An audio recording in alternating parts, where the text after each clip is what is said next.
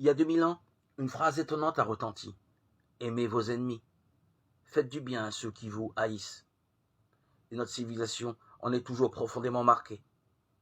On ne tue pas le criminel. On ne coupe pas la main du voleur. Il reste qu'individuellement, ce n'est pas si facile d'aller embrasser son offenseur. Et pourtant, les hommes aspirent à la paix. Ils savent que la haine ne peut amener qu'une escalade de la violence. Ils rêvent de relations harmonieuses et sans tension. Et dès lors, en raison de l'imperfection humaine qui ne peut qu'entraîner des heurts et des incompréhensions, disons que les hommes, s'ils veulent connaître les joies de la convivialité, n'ont même pas le choix, ils doivent impérativement apprendre le pardon. Lacordaire disait « Voulez-vous être heureux un instant? Vengez-vous. Voulez-vous l'être toujours? Pardonnez. » Il n'est pas si sûr que nous soyons entièrement d'accord avec cette belle phrase de Lacordaire.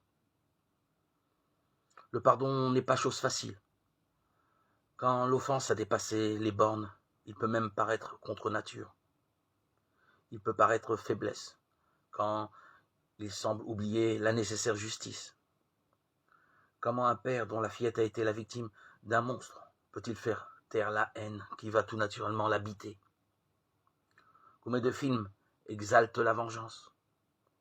Dans combien de westerns se dresse le justicier sympathique qui, avec brio, trucide les méchants et nettoie ainsi le paysage de ses miasmes et de sa boue?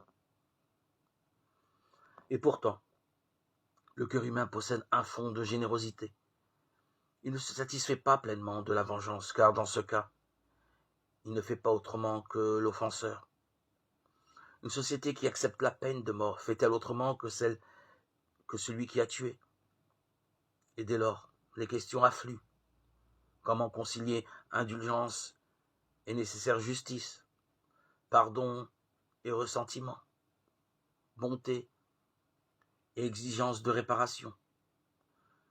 Comment pardonner sans blesser? Comment oublier si oublier est possible? Comment détecter les faux pardons? Comment apprendre à pardonner? Autant d'interrogations essentielles qui se résument en fait à une seule. Qu'est-ce vraiment que le pardon?